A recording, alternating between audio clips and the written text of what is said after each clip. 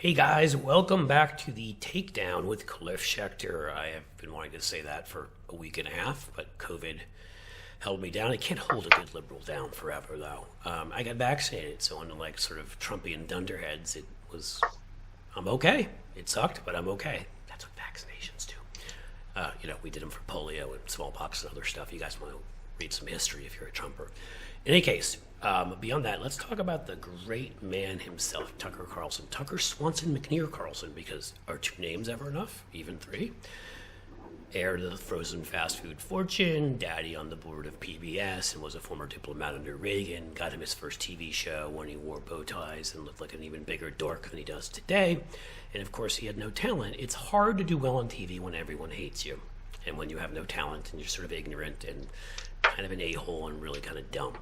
So Tucker's show failed on CNN when Jon Stewart came on. They chastised him.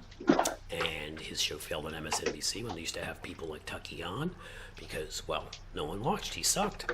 So where's the natural ending place? Of course, it's Fox News. They had an opening. Bill O'Reilly had sexually harassed one too many women, which I think is about 46 over at Fox. And so they decided they would put Tucker Carlson in there. He was smart enough to say, I know what I can do. I can't sell a real show, so I'm going to become a white nationalist. I'm going to attack immigrants, and I'm going to say anti-Semitic things, and I'm going to do all the kind of evil things that I'm willing to do because I'm important and I'm a narcissist.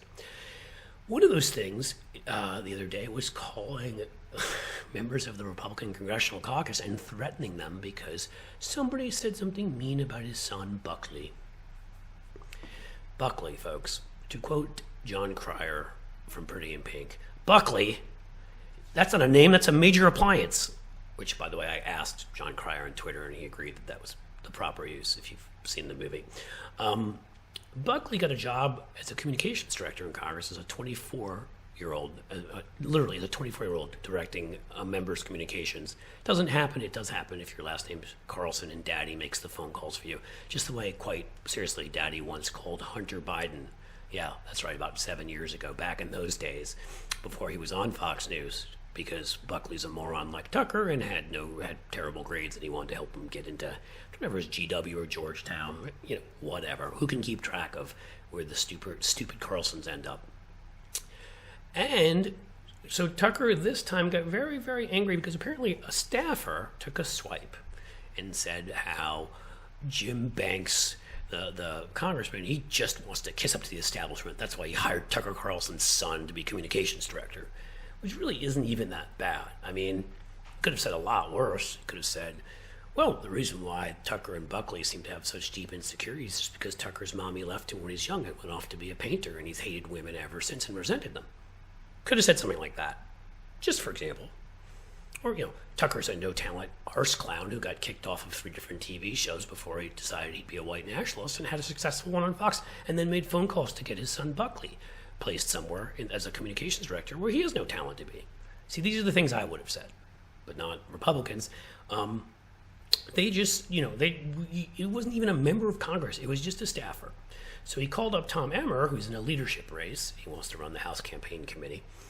Republican campaign committee. They assume they're going to take a majority, and they better not, because we're all going to go out and vote and not let them.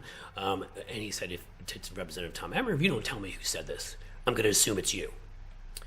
Tom Emmer, of course, said, I don't know who it is. Maybe he did, maybe he didn't. Maybe he didn't like being threatened, but now Tucker Carlson is on a warpath against him, and he's even got his good little friend Marjorie Taylor Greene attacking him. Because that's how it goes with these guys. It's really not the smartest thing to let a right-wing nutty TV station that only cares about entertainment and money run your party, but that horse is out of the barn already for Republicans. So what does this matter? Well, we're 2 weeks before the midterms. The chair of the National Republican Congressional Committee, and he's in this leadership race, and now he's being threatened by a right-wing host who's saying, you better tell me who said stuff about my little boy, my little 24-year-old adult boy. Got him in this nice little bubble, I'm sure, when he goes there, replete with like caviar and foie gras and everything a little boy could need on the hill. And so Republicans are getting scared because Tucker Carlson is threatening them, and he may start attacking various Republicans. He's Donald Trump that way. Oh, Donald Trump Jr., in addition to Marjorie Taylor Greene's already attacking Emmer because they're both scared of Tucker Carlson, or they're friends with him and they're idiots, and doesn't it really matter? This was reported in the Daily Beast, we should say. And so there's backroom jousting over leadership. And Jim Banks, who's the one who employs Tucker's son, is sort of trying to cool things down. He's already been attacked himself, as they said. He's been sort of talked about by the Republicans that he's a wimpy guy who just wanted to kiss up to Tucker and the Republican establishment, whatever that is, by hiring his son, which of course is true. And you know, that deep down he just wants to be liked by the establishment, so he hired Tucker Carlson's son. Maybe that's true, maybe it's not, who cares? The key thing here is the war. Tucker's fighting with Jim Banks, Tucker's fighting with Tom Emmer. Marjorie Taylor Greene's attacking her own caucus, and they're going to have to try to get along if they win a House majority, and that's going to be impossible. And I could even see, I hope we don't have to even get there, but if Republicans take a majority, I could see them splitting into two factions, which would be really interesting and an opportunity for Democrats potentially. And Carlson is now going on regularly and attacking Tom Emmer. And now the NRCC, the Republican organization, is saying, we've never attacked anybody. To Axios, who reported this, we could go on and on. But Donald Trump is angry, and Tucker Carlson's angry, and members of Republican Congress are angry, and they're all fighting amongst themselves. Republicans in disarray is what the media reported, except for they only report that about Democrats.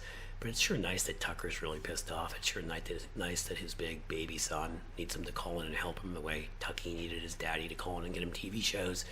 And it just lets you understand a little more about these guys that attack viciously people that have been unlucky in life, or have been discriminated against in life, or have been lucky, crossed a border because they were born into violence.